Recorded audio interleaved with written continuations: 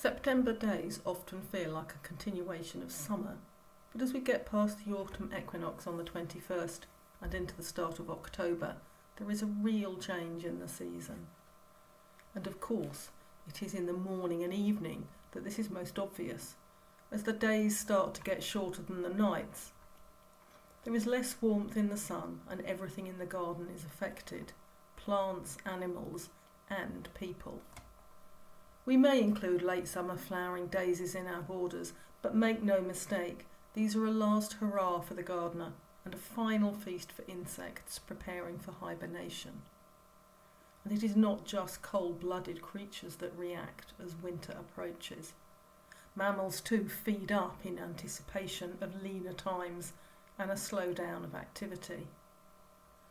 For all our move to electric light and 24-hour supermarkets, human beings too are affected by the seasons, and we do ourselves no favours by ignoring the impact of lower light levels and colder temperatures.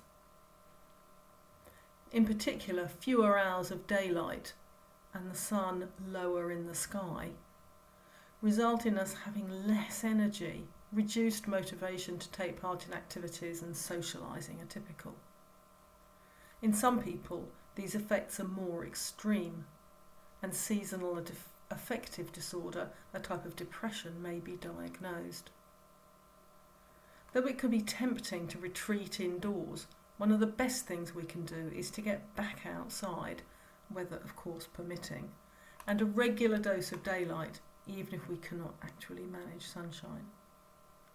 This could be gardening, no shortage of things to do in the garden in autumn, or a walk in a local park or the countryside, as well as the calming effects of green spaces that we all know about. We can take joy from the last few flowers and the bright colours as autumn leaves turn.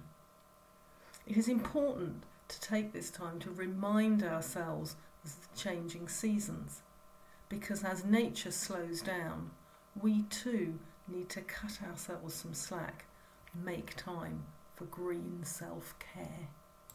Check out my website gardeningbydesign.co.uk for more about me, gardening and therapeutic horticulture.